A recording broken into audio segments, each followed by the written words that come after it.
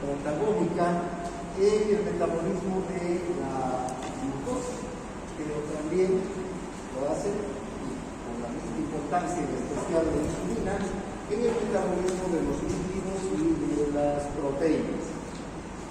Y hemos visto algunas características sobre la secreción de la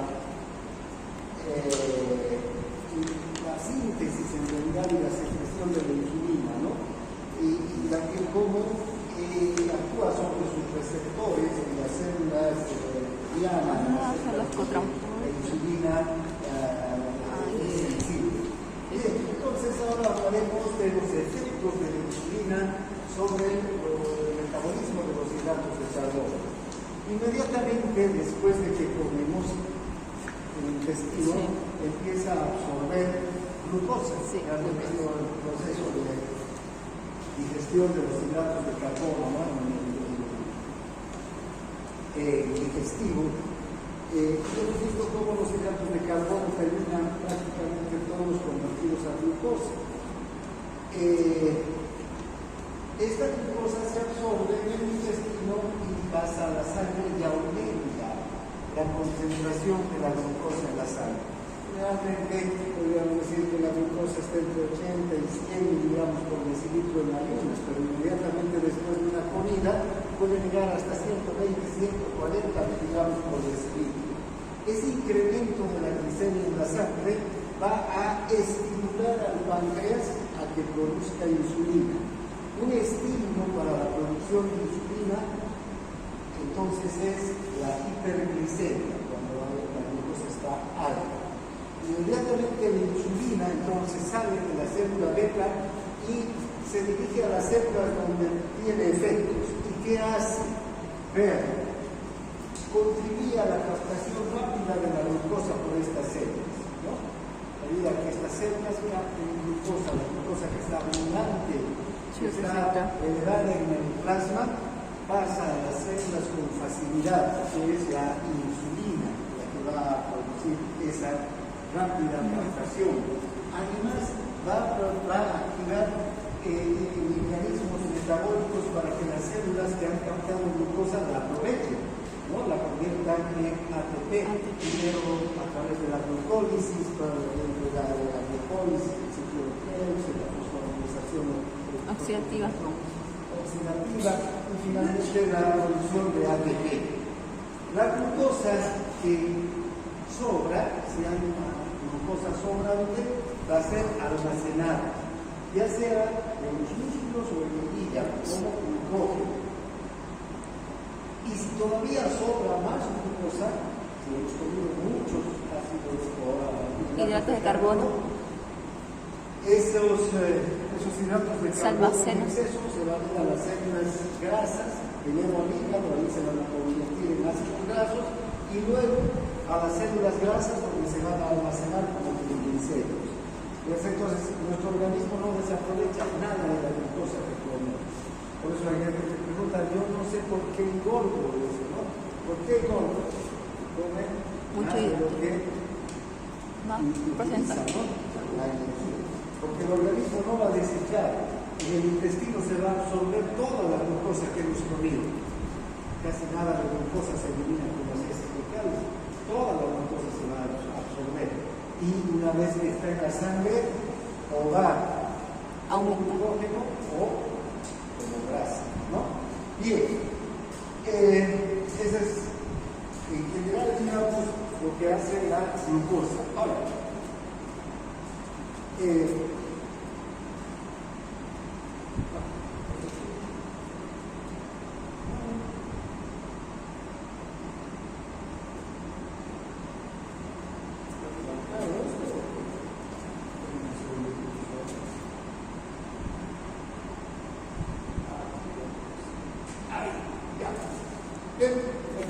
la gráfica nos muestra cómo la insulina va a favorecer, por ejemplo, el ingreso de la glucosa al tejido muscular. Una cosa que sucede que el músculo en reposo casi no absorbe glucosa, si no es gracias a la insulina.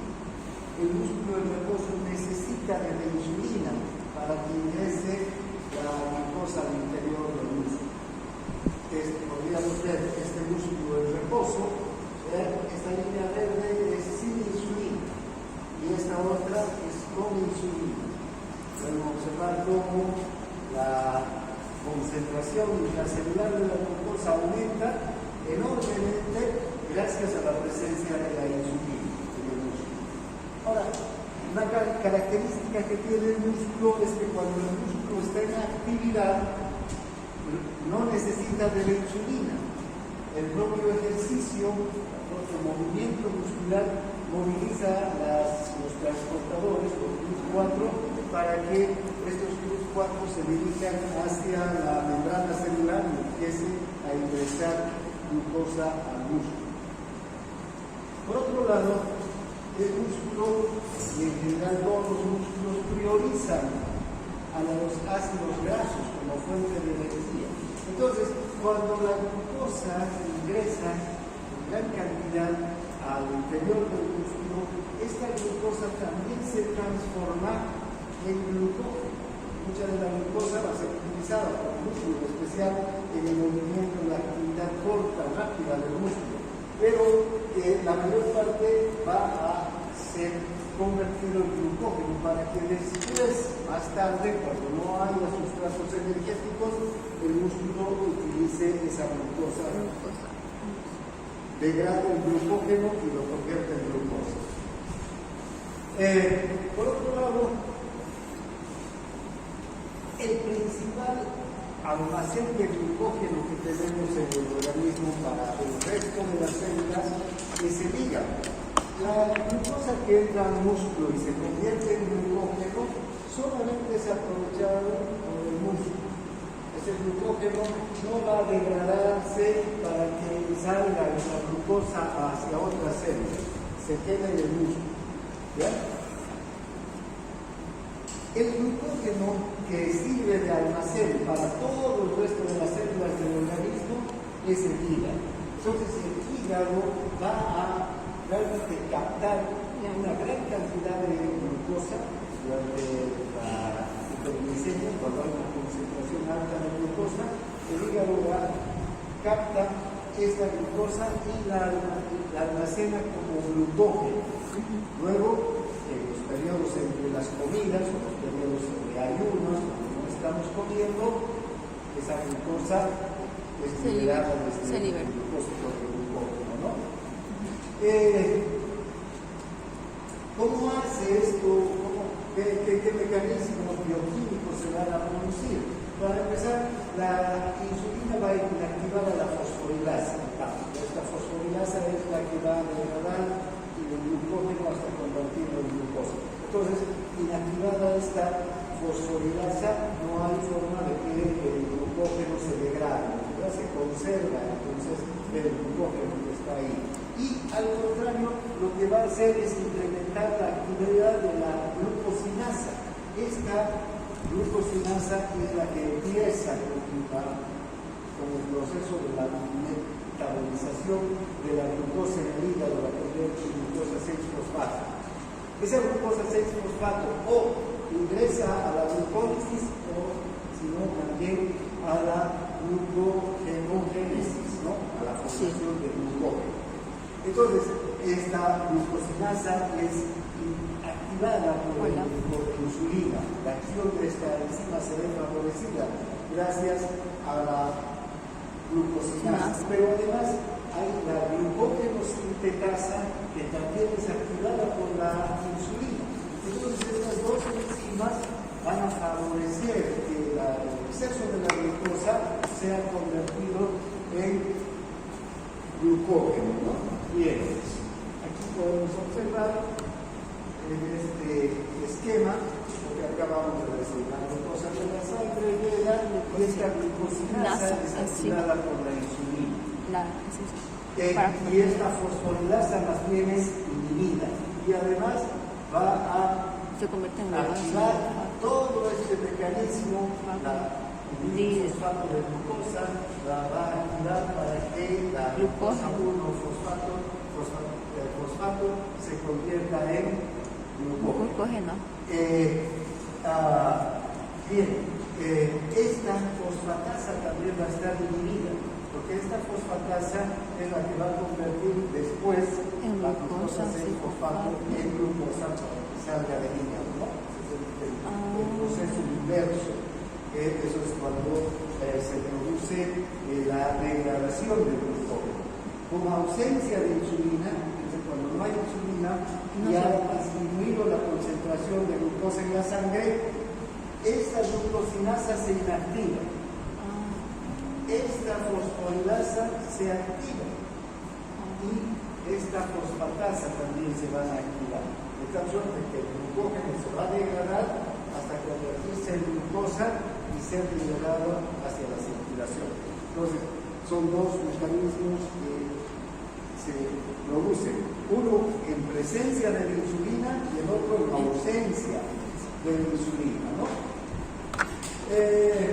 Cuando no hay, les decía, cuando no hay glucosa, cuando ha disminuido la concentración de glucosa en la sangre, entonces el hígado empieza a liberar glucosa y lo hace desde el glucógeno, ¿no?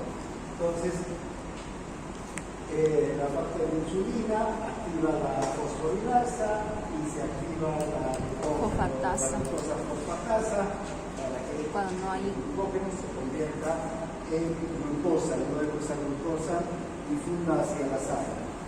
Es así como se mantienen las concentraciones de glucosa entonces en la sangre entre las comidas.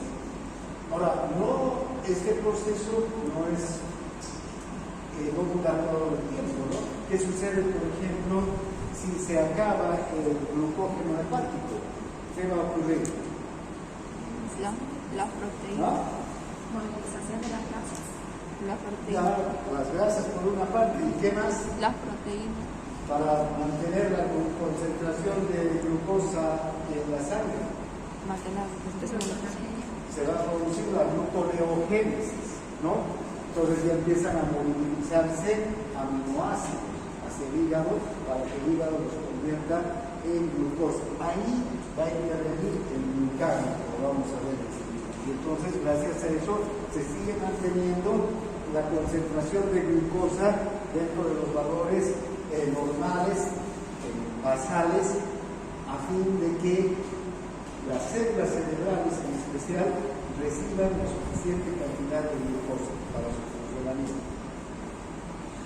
Ahora bien, seguiremos con las acciones de la insulina. Ahora, ¿qué pasa si todavía disponemos de mucha cantidad de glucosa en la sangre y los depósitos ya están llenos, ya hay glucógeno muscular suficiente, ya hay un glucógeno hepático suficiente? Entonces se va a activar la síntesis de ácidos grasos. La glucosa va a favorecer la conversión del exceso de glucosa, perdón, la insulina va a favorecer la conversión del exceso de glucosa en ácidos grasos. Estos ácidos grasos van a ser transportados desde el hígado hasta los depósitos, hacia el tejido adiposo, ¿no? Esta conversión entonces de la glucosa en ácidos grasos se realiza a nivel del hígado y desde el hígado se transportan los ácidos grasos hasta el tejido adiposo donde van a ser almacenados como triglicéridos. Una característica de la utilización de la glucosa por el encéfalo es que no necesita de la insulina. El encéfalo tiene unos transportadores de glucosa, los GLUT1, que no requieren para su activación de la presencia de la insulina.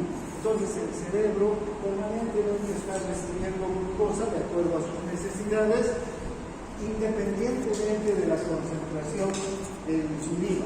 Porque, fíjense, si no, tendríamos problemas durante los periodos de ayunos, ¿no? Donde no hay insulina, no habría posibilidad de que la célula cerebral reciba glucosa. El músculo esquelético tiene también una característica especial, que durante el reposo requiere de la insulina para que ingrese la glucosa al interior, pero durante la actividad, durante el ejercicio, el músculo no necesita de la insulina. La glucosa ingresa libremente al interior del músculo. Esto es porque el propio ejercicio, la propia contracción y distensión muscular libera a los transportadores, a los GLUT4 que están en las vesículas y los lleva hacia la membrana para que la glucosa pueda ingresar libremente al músculo. Ahora, en el caso del encéfalo, entonces, no hay necesidad de insulina, ¿no?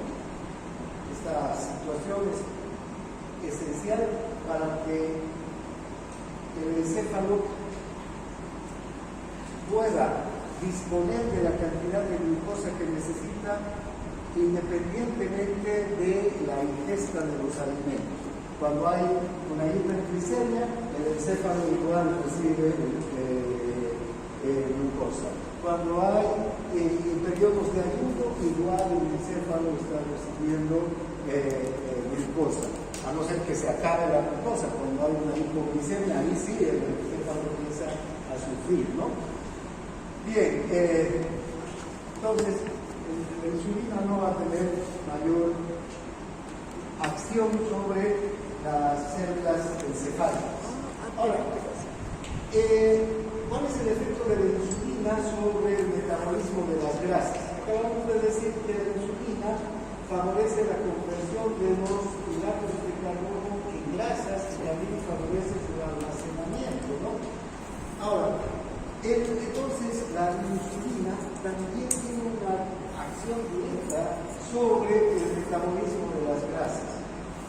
Por una parte, la insulina va a favorecer el almacenamiento de las grasas en el tejido adiposo y la falta de insulina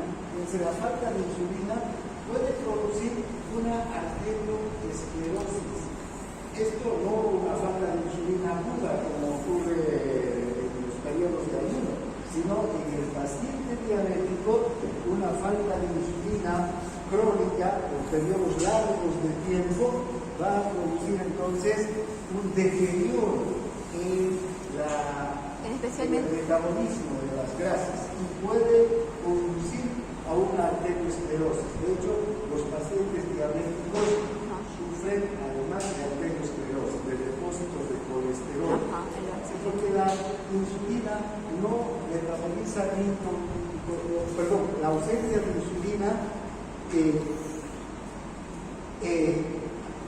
favorece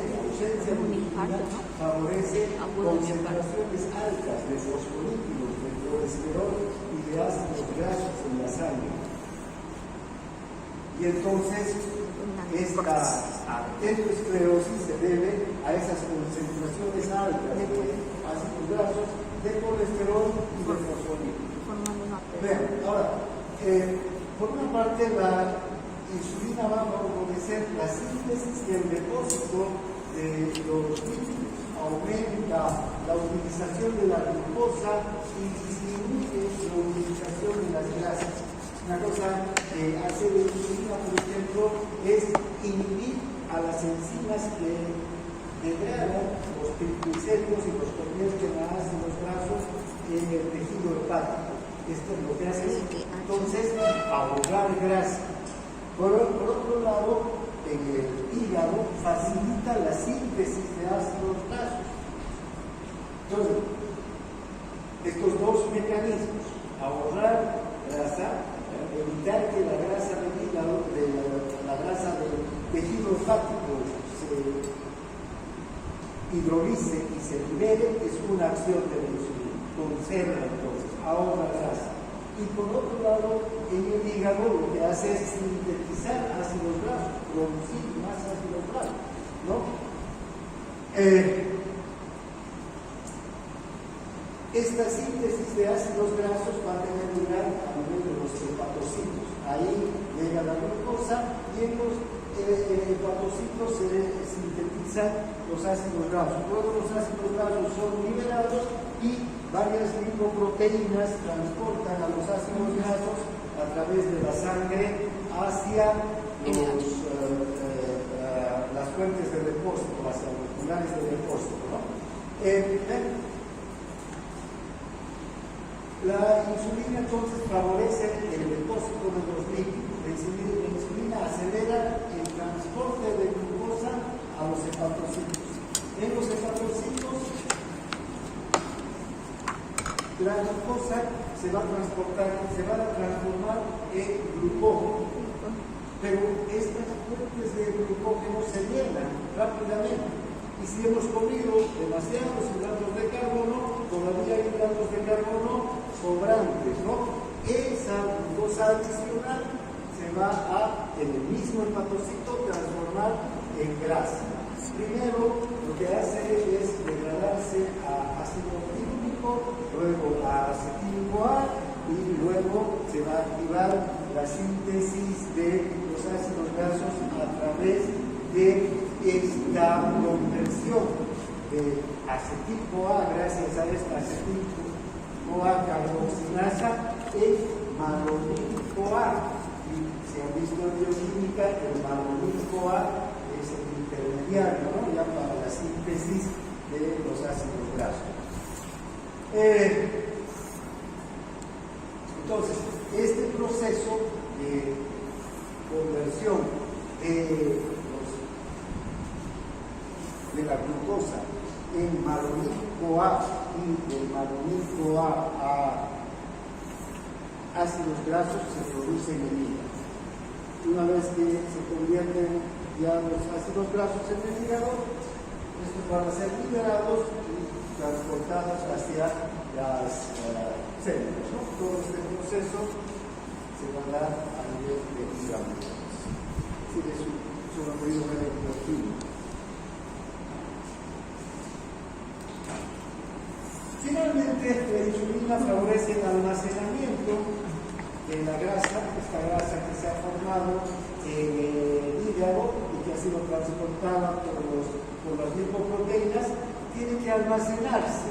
Ahora, la insulina inhibe la acción de la lipasa a nivel de los ácidos del tejido graso. Esta enzima, la lipasa, es la que hidroliza los triglicéridos. Recuerda, la hidrólisis de los triglicéridos consiste en separar 3 ácidos grasos de una molécula de glicerol. ¿No es verdad? Entonces, ahora, si la insulina inhibe la acción de la lipasa, esos triglicéridos se mantienen en el tejido adiposo, se mantienen almacenados en el tejido adiposo y se inhibe entonces la liberación de ácidos grasos, se conservan los ácidos grasos, porque la lipasa es la que va a producir la liberación de ácidos grasos. Inhibida no pueden actuar. Luego, la insulina va a fomentar el transporte de glucosa a las células adiposas a través de la membrana celular. Es decir, no solamente van a llegar ácidos grasos a la célula adiposa, sino también glucosa. Pero esta glucosa va a tener otro fin, se va a convertir en glicerol. Y recuerdan, a la adipocito van a llegar transportados en lipoproteínas que van a llegar ácidos grasos. Pero estos ácidos grasos, para almacenarse como triglicéridos, necesitan de glicerol. Entonces, 3 ácidos grasos se van a unir a una molécula de glicerol para formar un triglicérido. Entonces, la glucosa que llega a las células adiposas como glucosa, ingresa al interior y se convierte en glicerol. Gracias a esa conversión tenemos el glicerol para que tres ácidos grasos se reúnan y se convierta en un triglicérido y se almacene como triglicérido. ¿Ya? Entonces, esa glucosa es esencial para la formación de los triglicéridos de la célula adiposa. Ahora, vean, cuando hay insulina, cuando tenemos insulina, esta insulina lo que hace es evitar que se utilice la grasa por fines energéticos, ¿no es verdad? Más bien lo que hace es almacenar grasa. Pero ¿qué sucede cuando no hay insulina? Cuando no hay insulina se revierten esas acciones. Directamente se empieza a liberar ácidos grasos hacia la circulación y aumentan las concentraciones de ácidos grasos, ¿no? Y esos ácidos grasos van a tener como principal fin el uso para obtener energía, y eso ocurre durante los periodos de ayuno, ¿no? Cuando tenemos una glicemia alta después de desayunar, nuestras células, la mayor parte de nuestras células, ¿qué están aprovechando? La glucosa, ¿no? Están utilizando glucosa.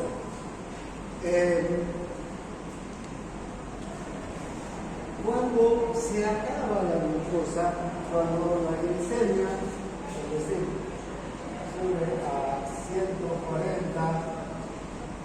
miligramos por decilitro después de una comida, generalmente esto es una curva así, va después disminuyendo hasta llegar nuevamente a 90 miligramos, 80 miligramos. Cuando llega a 90 miligramos, ya esta concentración de glucosa, ¿qué hace? ¿Qué efecto va a tener en la célula beta?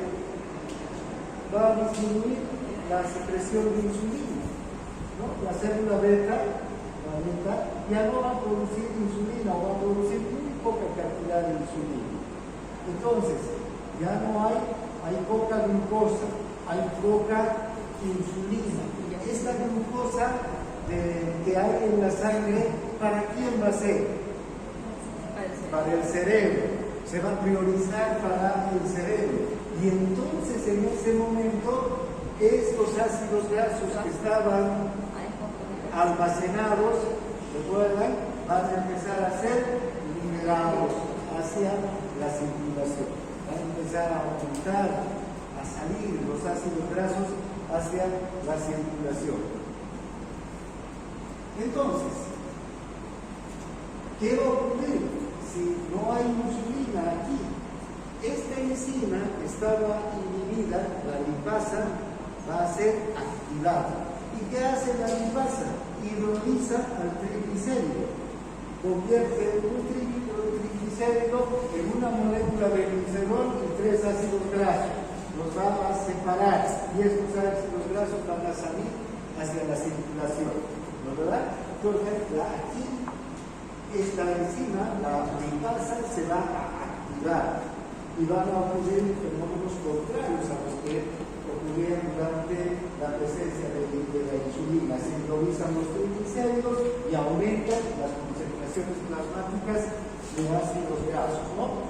Bien, ahora, también junto con los ácidos grasos van a aumentar las concentraciones plasmáticas de colesterol y de fosfolípidos, porque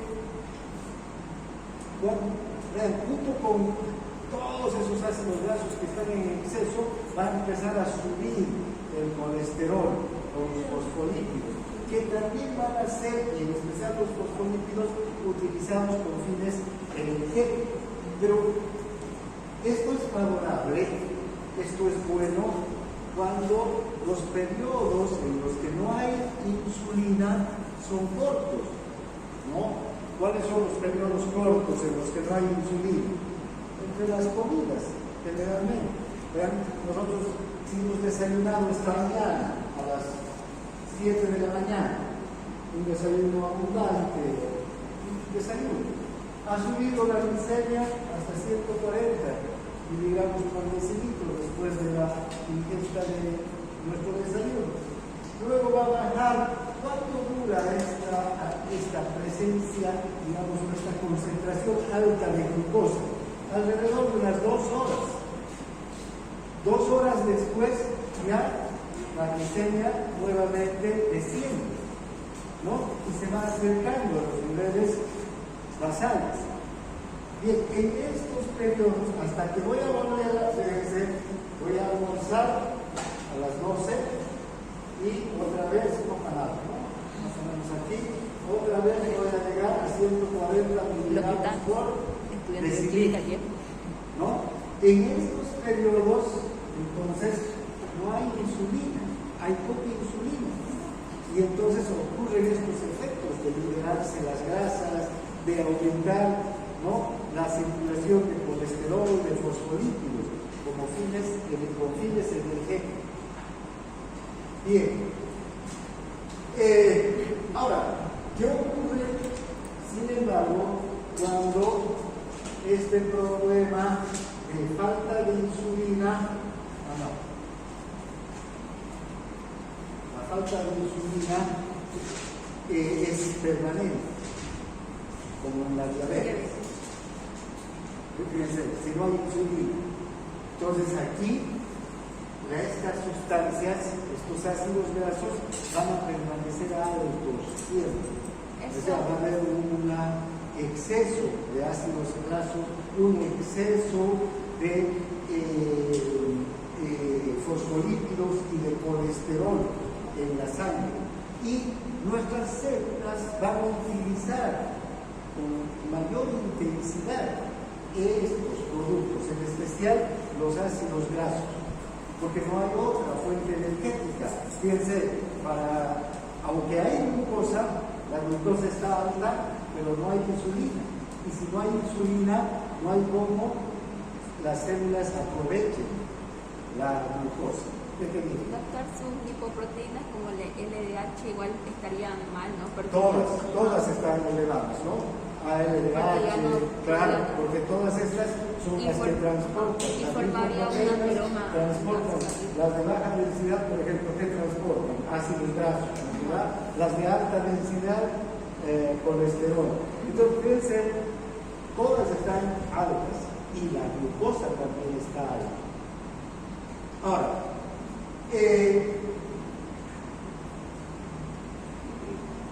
durante entonces la diabetes, solamente la mayor parte de las células que dependen de la insulina van a utilizar ácidos grasos. ¿Sí? Las únicas células que van a utilizar glucosa, ¿quiénes van a ser? Es la diabetes. Las células nerviosas, las células del cerebro que no necesitan de la insulina. El resto solamente van a utilizar ácidos grasos para su metabolismo. Este es un problema, ¿sí? Porque la exagerada síntesis de ácidos grasos va a dar lugar a la formación de acetona, ¿sí? De acetona. Porque muchos ácidos grasos se van a convertir por la beta oxidación en ATP, pero muchos de ese exceso de beta oxidación va a llevar a un punto en que la acetona, ¿sí?,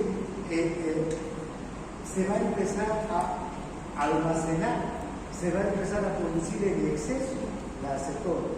No se va a degradar adecuadamente para llegar a producir ATP, ácido graso. Y esta acetona se va a convertir en dos otros cuerpos, los cuerpos cetónicos, que se llaman ácido acético y el ácido beta-hidroxibutírico. ¿No es verdad? Fíjense, esos cuerpos cetónicos son ácidos, demasiado ácidos en su compuesto, y entonces producen acidosis, una situación gravísima que lleva a un coma generalmente y porque hay exceso de uso de ácidos grasos. Porque en este momento, fíjense, si hay diabetes, solamente se consume ácidos grasos y siempre están altos los ácidos grasos. En cambio, en los periodos, en una persona que no tiene diabetes, en estos periodos los ácidos grasos están altos, en los periodos de ayuno, digamos, intermedios, ¿no? Y en estos momentos, cuando la glicemia está alta, los ácidos grasos descienden en su concentración, porque ¿qué hace la insulina? Aquí también, en este momento, la insulina está alta, ¿no? La insulina junto con la glucosa están altas. En este momento, entonces, ¿qué está haciendo la insulina? A estos ácidos grasos los está almacenando, los está guardando. Ha frenado la acción de la lipasa, evita que los ácidos grasos se vayan degradando. Entonces, todo eso ocurre normalmente. Entonces, en una persona que funciona bien su páncreas, no tiene diabetes mellitus tipo 1 ni tipo 2, ¿no? Pero cuando esto está alterado, la glucosa y los ácidos grasos se mantienen altos. Fíjense, normalmente cuando la glucosa está alta, los ácidos grasos deberían estar bajos. Y cuando la glucosa está baja, en el periodo normal, los ácidos grasos son los que están altos. El colesterol está alto, ¿no? Bien. Sí.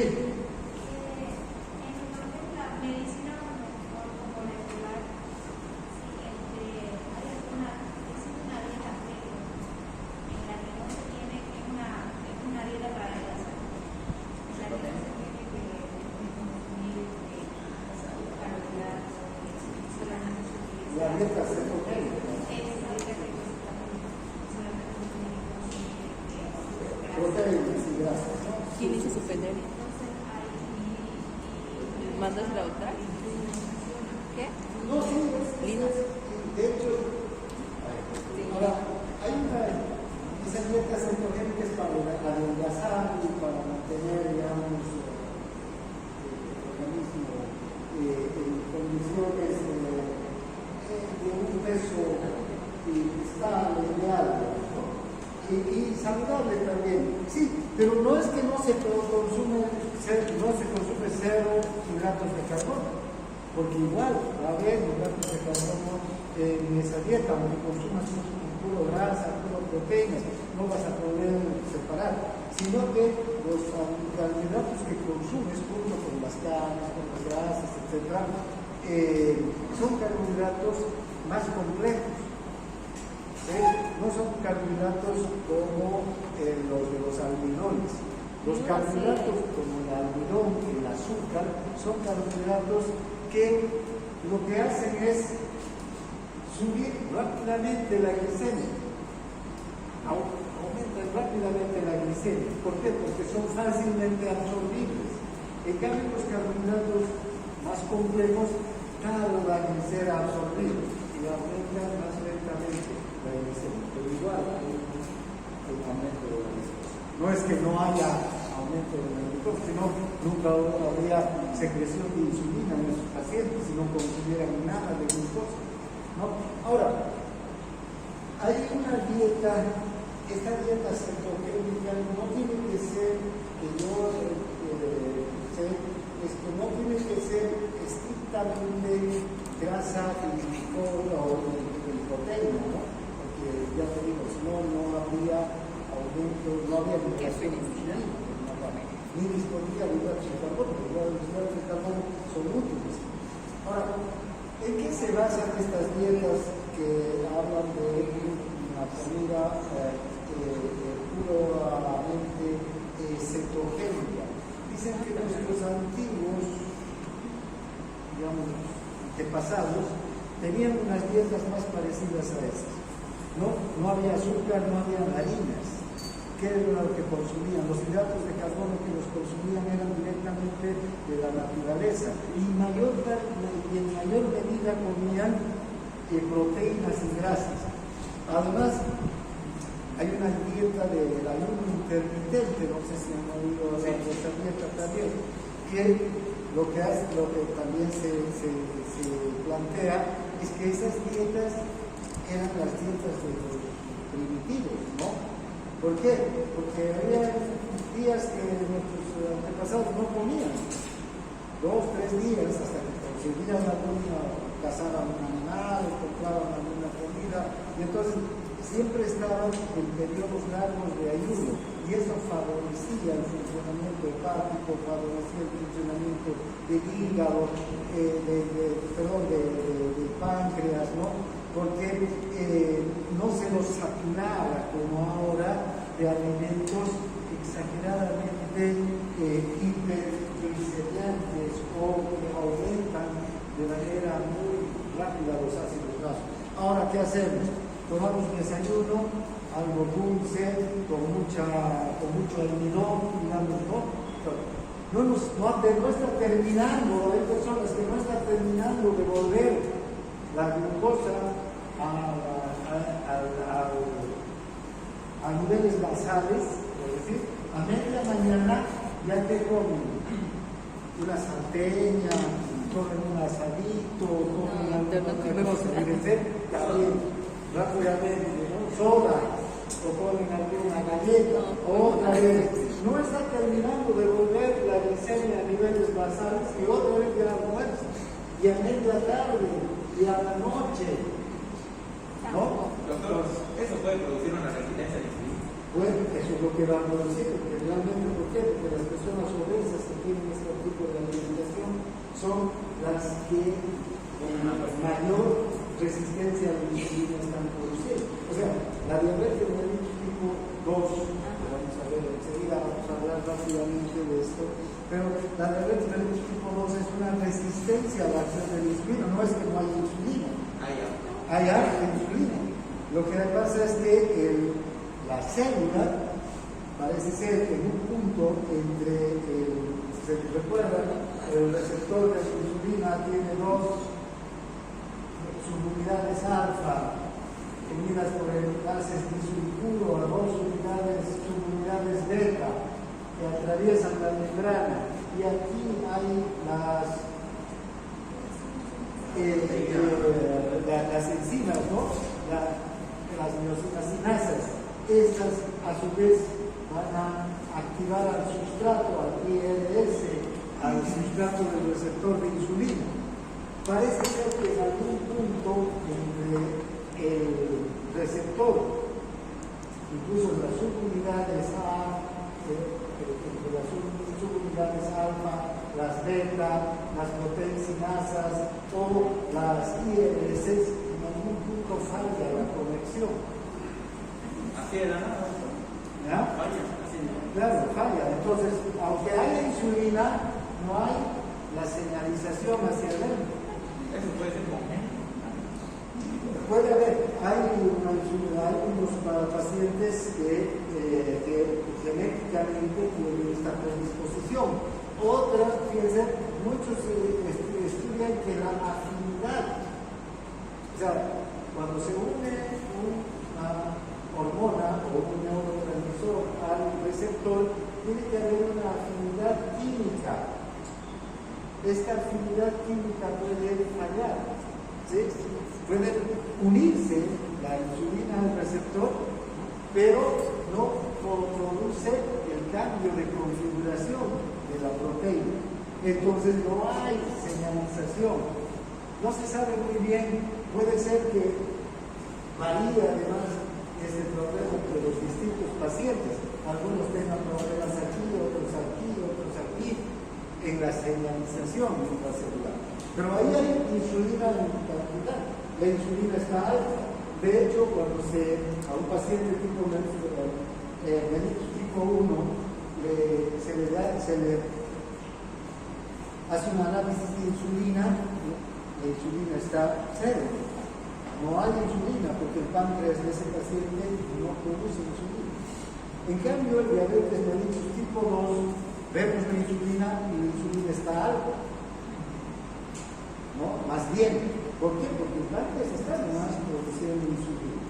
Normalmente es aquí donde falla. Por eso a esa diabetes se la conoce como resistencia a la acción de la insulina. Quiere decir que esta célula resiste la acción de la insulina, no quiere responder a la acción que se está produciendo en la unión entre el receptor y la insulina. Bien, pero vayamos avanzando. Enseguida vamos a volver a hablar y ver las diferencias entre la diabetes mellitus tipo 1 y la 2. Bien, ahora, bueno, ver de cómo esta alta concentración de colesterol, de ácidos grasos y de fosfolípidos puede dañar las paredes de las arterias, ¿no? Esta es una arteria normal, ¿sí? La luz de la arteria no interfiere, no es un obstáculo para el paso de la sangre, pero vean cómo este depósito en la íntima ya, por debajo del endotelio, empieza a producirse un depósito de placas de colesterol. Lo que pasa es que el colesterol en particular, finalmente los ácidos grasos son utilizados, los fosfolípidos también son utilizados como fuente de energía, porque los fosfolípidos se van a degradar en ácidos grasos y fosfatos. El colesterol está formado por colesterol, ¿sí? Que son también grasas, pero que no son utilizadas energéticamente. ¿Ya? Entonces, este colesterol, este exceso, no sabe a dónde ir. ¿Ya? No hay dónde vaya. Va a eliminar parte del colesterol, pero no mucho. ¿Sí? Entonces, este colesterol se empieza a depositar aquí, ¿ya? En la íntima. Se empieza a depositar. Fíjense, cada vez el depósito es mayor y cada vez es mayor. Por una parte ocluye la arteria, disminuye la luz, y ya conocemos la ley de la cuarta potencia, ¿no? Que habla de si el radio disminuye o aumenta, va a aumentar en función de la cuarta potencia. Y además no solo es eso, puede producirse resquebrajamientos en el endotelio, y si se resquebraja el endotelio, inmediatamente van a empezar a adherirse fieles las plaquetas. Y además, el colágeno que se expone va a arrancar lo que se conoce como la vía intrínseca de la coagulación de la sangre, y se va a formar un coágulo, lo que se conoce como un trombo, ¿no? Que va a ocluir la arteria. Por eso es que en la diabetes muchos pacientes terminan con estas complicaciones en el corazón y en el cerebro. Ese es un problema de la diabetes, el metabolismo de las grasas. Fíjense cómo hablamos de la diabetes, la glucosa está aumentada ya, pero en última instancia la glucosa aumentada, va a traer muchos problemas. No, tal vez lo que sí va a traer problemas es de que no se está utilizando las células, no están utilizando bien no tienen la energía suficiente. Pero fíjense, las células tienen abundancia de energía porque hay ácidos grasos. La mayor parte de las células utilizan ácidos grasos. Entonces no hay tanto el problema con la propia glucosa como con los ácidos grasos. Este sí es un problema grave que empieza a generar una enfermedad que es potencialmente mortal, ¿no? Y ahora veamos el segundo problema, cuando hay, es este otro, ¿no? La cetoacidosis, lo que decíamos hace un momento, ¿no? El exceso de la utilización de grasas, cuando falta la insulina, ¿ya? O no hay, no solo cuando no hay insulina, sino cuando las células en realidad no aprovechan de la glucosa. Igual puede haber insulina como en la diabetes mellitus tipo 2, pero las células en última instancia no van a estar aprovechando glucosa. La glucosa está pasando por su puerta y no puede entrar, ¿verdad? Entonces, igual, hay un exceso de la utilización de ácidos grasos. Estos ácidos grasos se transportan hacia las mitocondrias donde se van a beta oxidar y liberan acetil-CoA. Este acetil-CoA pasa a la sangre como ácido acético. Ahora, este acetil-CoA normalmente en el ciclo de Krebs también se va a convertir en qué? En ATP, ¿no? Y después va a entrar la fosforilación oxidativa. Pero si la utilización de las grasas es tan intensa que ya sobra ácido acetil-CoA, entonces ese exceso de acetil-CoA va a formar ácido acetoacético y ese ácido acetoacético va a convertirse en acetona y en ácido beta-hidroxibutírico, que son los famosos cuerpos cetónicos. Estos cuerpos cetónicos son ácidos, acetona y ácido beta-hidroxibutírico. Aumentan la acidez y producen una acidosis mortal para el paciente diabético. El coma diabético ustedes han oído que durante el coma diabético el paciente tiene un aliento con olor a manzana, o olor a acetona. Los primeros semiólogos empezaron a detallar, digamos, la sintomatología, sentían como el aliento del paciente olor a manzanas, o olor a acetona. Ahora, ¿no notan ustedes que cuando estamos en ayuno, a veces desayunamos a las 7 de la mañana porque tenemos que llegar a clase 6 de la mañana, 7 de la primera clase, y no comen nada por alguna cosa u otra hasta en la noche, sienten ese aliento a manzanas en ustedes mismos a acetona? No, yo nunca sentí. ¿Sí? ¿Por qué? Porque estamos utilizando ácidos grasos. Van a sentir, van a notar, En la madrugada, sí que desayunamos. Sí, también puede ser, ¿no? Sí, pero cuando estamos en un ayuno largo, ¿no? Y solamente estamos utilizando ácidos grasos, se siente eso, pero no es tan intenso como un paciente diabético. Y entonces, además, comemos algo, normalmente nuestros ayunos son de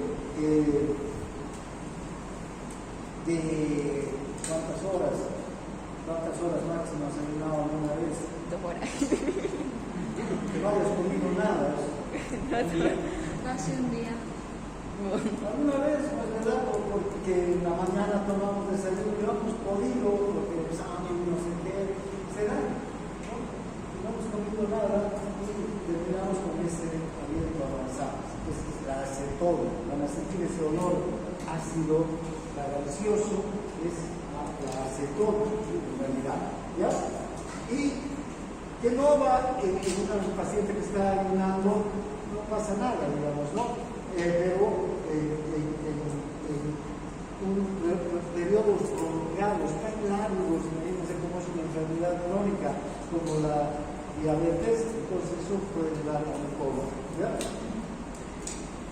Bien, ahora, ese es un problema. Bueno, esto es todo la transformación del ácido de la glucosa, ácido graso y el acetona, el ácido graso.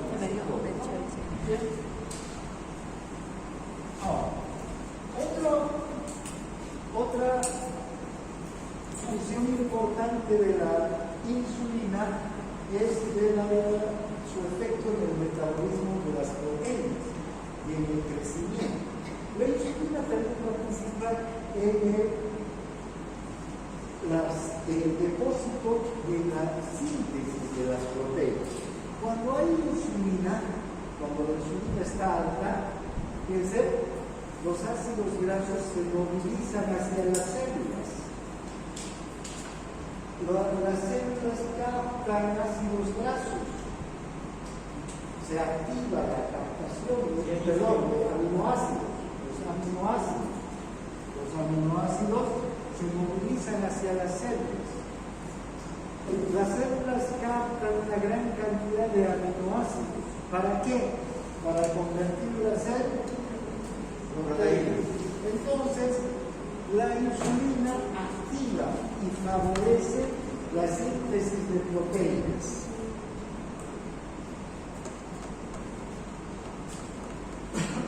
Entonces, para que se sinteticen y se depositen las proteínas en las células, hace falta insulina. ¿Ya?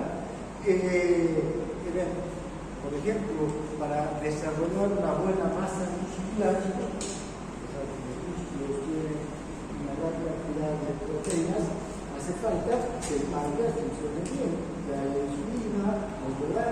Que haya, además de insulina, haya el sustrato, los aminoácidos, que hay una alimentación rica en proteínas, de tal suerte pueden ser proteínas animales o vegetales, para que se disponga del sustrato básico de la proteína para que se sintetice esto. Cuando hay entonces insulina, y cuando la insulina está actuando sobre las células, sobre el receptor de insulina, se va a evitar la degradación de las proteínas, se conservan las proteínas. Entonces, vean, ahora, esta situación es esencial, ¿sí?, para el buen funcionamiento de los tejidos. Todos los tejidos necesitan producir sus propias proteínas. Todas las células producen sus propias proteínas. ¿Para qué? ¿En qué se utilizan las proteínas? Para las enzimas. Las enzimas, ¿para qué más? Para canales, ¿para qué más?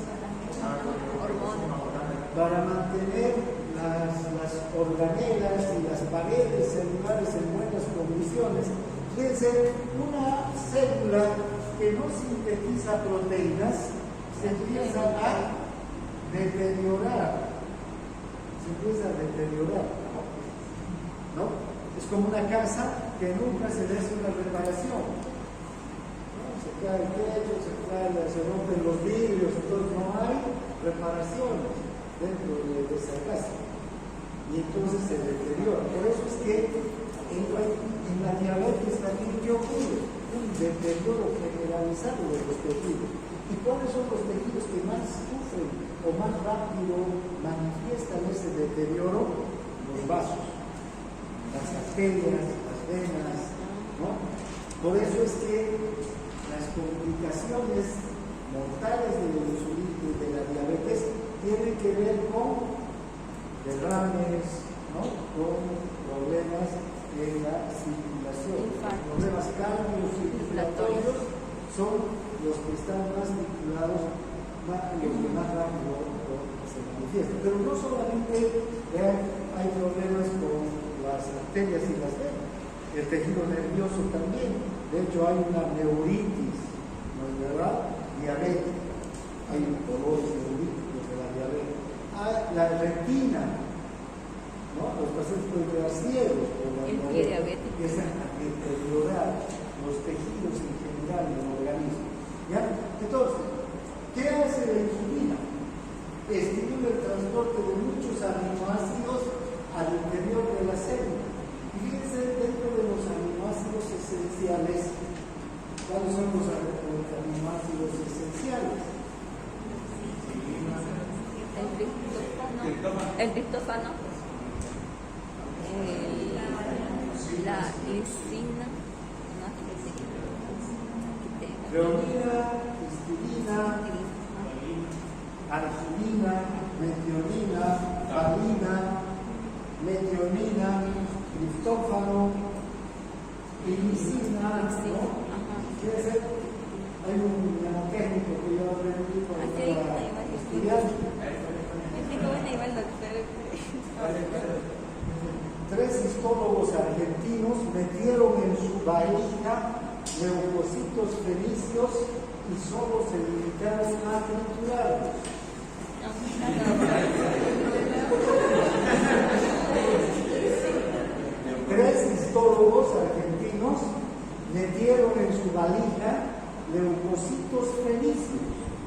y solo se limitaron a triturarlos.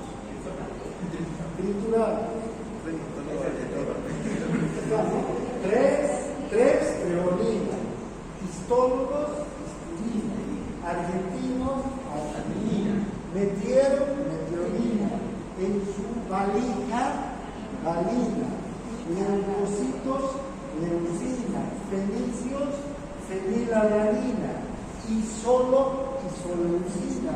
Se limitaron licinas, a triturarlos, triptófano, 10. ¿Ya? Bueno, es para que no se olviden de los 10 aminoácidos esenciales. Ahora, vean, la insulina se ocupa de ayudar a que entren 5, y la hormona del crecimiento se ocupa de que entren los otros 5. Por eso, la hormona del crecimiento y la insulina actúan en conjunto. 5 van a entrar gracias a la insulina y 5 gracias a la hormona del crecimiento. Vean, la valina, la leucina, la isoleucina, la fenilalanina, la metionina son los que van a ser metidos o van a ser favorecidos en su ingreso por la insulina. Son esos 5.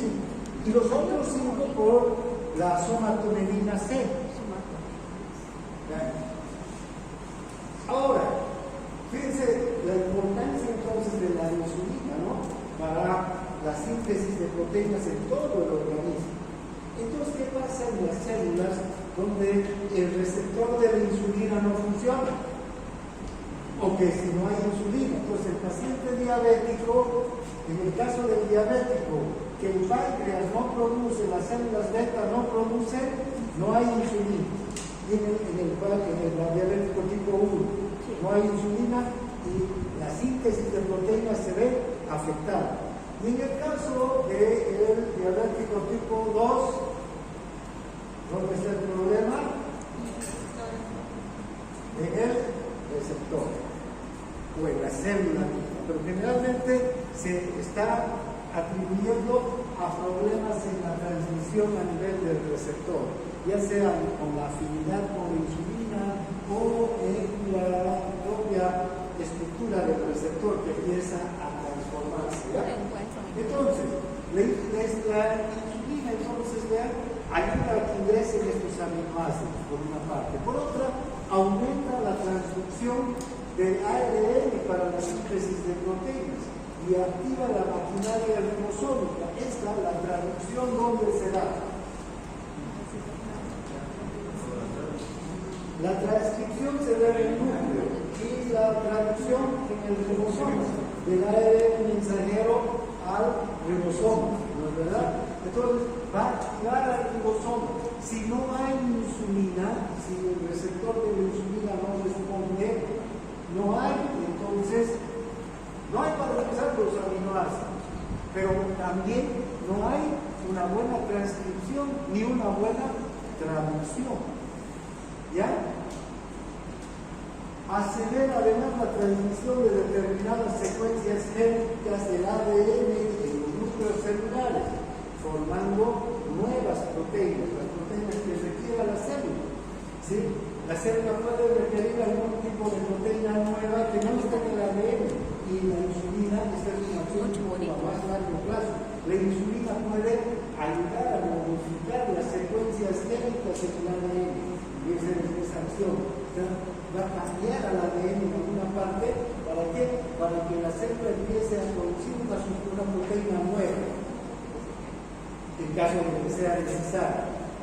Inhibe el catabolismo de las proteínas, evita que las proteínas se deshagan. Si no hay insulina, generalmente los tejidos pierden proteínas, liberan aminoácidos, y en especial, ¿qué tejido será el más afectado? El músculo. Es decir, los pacientes con diabetes pierden masa muscular, van perdiendo paulatinamente la masa muscular. Ese tejido se va afectando. ¿Por qué? Porque no hay síntesis de proteínas y más bien se está acelerando el catabolismo. Por eso esta acción de la insulina es esencial, inhibir el catabolismo, inhibir la liberación de aminoácidos. Además, deprime el ritmo de la gluconeogénesis. ¿Sí? Además, cuando hay insulina, ¿qué hay? Glucosa, ¿no? ¿Para qué queremos gluconeogénesis? Generalmente la insulina va a inhibir a la gluconeogénesis, va a inhibir a las enzimas de la gluconeogénesis. ¿Cuándo se activa la gluconeogenia? Cuando no hay insulina. Normalmente también vamos a ver enseguida que en los espacios de ayuno se activa la gluconeogenia. ¿Y quién activa la gluconeogenia? Otra enzima, el glucagón. Él se encarga de activar la gluconeogenia. Si no nos ha usado hasta las 3 de la tarde, no solamente estamos usando grasas, sino también empezamos a usar nuestros aminoácidos, ¿no? Bien. Entonces, vean, la carencia de insulina va a provocar el descenso de las proteínas y el incremento de los aminoácidos en el plasma. Van a subir los aminoácidos en el plasma, igual que las grasas, igual que el colesterol, ¿verdad? Van a estar altos los aminoácidos. Y estos van a ser utilizados para la fuente de energía, van a ser convertidos en glucosa. Pero cuando no se convierten en glucosa, o tenemos tanto aminoácido, van a empezar a aparecer en la orina, igual que la glucosuria, ¿verdad? Va a haber glucosa en la orina, también van a empezar a aparecer aminoácidos en la orina, porque hay tanto aminoácido circulando que también los mecanismos de reabsorción a nivel de los túbulos se saturan. La insulina entonces, junto con la hormona de crecimiento, actúan sinérgicamente, lo que les decía hace un momento. La insulina va a movilizar a la leucina, a la insulina, a la valina, ¿no? Y al glutofano hacia el interior de las células. La insulina y los otros aminoácidos van a estar a cargo de la hormona de crecimiento. ¿Sí? Entonces, en conjunto, favorecen la entrada de los aminoácidos a la célula y estos son indispensables para el crecimiento. Entonces, si las células disponen de todos los aminoácidos esenciales y no esenciales, van a sintetizar todas las proteínas que estén en su ADN, ¿no es verdad? Si no disponen, aunque el ADN diga, no hay de dónde sacar el aminoácido, y entonces no se sintetizan las proteínas. Porque las proteínas además tienen una secuencia de aminoácidos, de hecho está en el código genético, en los tripletes. Recuerdan las primeras clases cuando hemos hablado de la transcripción y la síntesis de proteínas, están en los tripletes, ¿no? En las letras de los tripletes. Entonces, si no, cada triplete, uno o dos tripletes, representa un aminoácido en particular. Si no hay ese aminoácido, no se puede sintetizar la proteína. Ahora, ¿cuál es el mecanismo de secreción de la insulina? Aquí lo vamos a ver rápidamente. Fíjense, cuando la glucosa aumenta en el plasma, esta es la célula beta, aumenta la glucosa en el plasma, la célula beta tiene un transportador de glucosa, un GLUT2, es una proteína transportadora, aumenta la concentración y por difusión ingresa la glucosa al interior de la célula beta, ¿no? La glucosinasa se encarga de convertirla en glucosa 6-fosfato y llevar todo el proceso de la glucólisis, la oxidación incluso de la fosforilación oxidativa, todo el proceso. ¿Y qué se va a obtener? ATP. Entonces, esta célula empieza a tener una gran cantidad de ATP, no solamente para sus propias funciones, sino este ATP en exceso se une a este canal. Este es un canal de potasio que está ligado al ATP, ¿sí? Depende del ATP. Si este canal es un canal que está permanentemente abierto, si quieren ustedes. Y cuando está abierto, el potasio está saliendo. Y si sale el potasio, que es un ion positivo, esta célula queda inhibida. ¿No es verdad? Ahora, es cuando el ATP se une al canal, por eso este canal es dependiente del ATP, cuando se une el potasio al canal, el canal se cierra y ya no sale el potasio. Y si no sale el potasio, la célula se despolariza. Y esta célula no se va a despolarizar con el sodio, sino con el potasio, que aumenta en su concentración en el interior de la célula y la vuelve más positiva. Ahora, gracias a este aumento de la carga eléctrica de la célula, se abre este canal de calcio. Este es un canal de calcio que depende del voltaje. Este canal depende del voltaje. Si sube el voltaje gracias a que aumenta la concentración de potasio, este canal se abre e ingresa el calcio.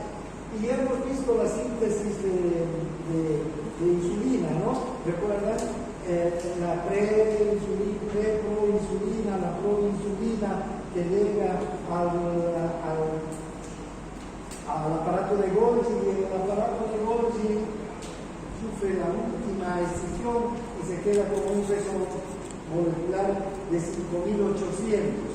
Y además las dos cadenas, ¿no? La alfa o la A y la B unidas por fuentes disulfuro. Y en estas condiciones está la insulina empaquetada, ya ha salido del aparato de Golgi y ya tiene esta configuración y está empaquetada. Entonces, cuando entra el calcio, como todas las células, el calcio ¿a qué favorece? A la exocitosis, ¿verdad? Que se libera.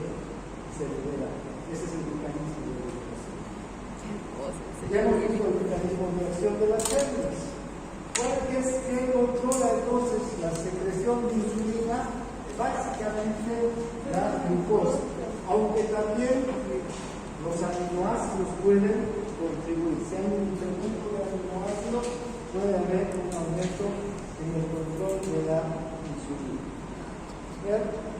Ahora, la insulina entonces va a aumentar durante la secreción de insulina, aumenta cuando hay aumento de la glucosa, ¿no? Y hay unas dos fases. La insulina se secreta en dos fases, digamos. Una primera fase, que es inmediatamente después de que aumenta la glicemia, luego el breve descenso vuelve a subir, ¿no? Vuelve a subir. Y la segunda, puede incrementar hasta 10 veces la glicemia y va a mantener una meseta. Bueno, estos son los factores que aumentan y que disminuyen la secreción de insulina. El aumento de la glucosa aumenta la secreción de insulina. El aumento de aminoácidos de ácidos grasos va a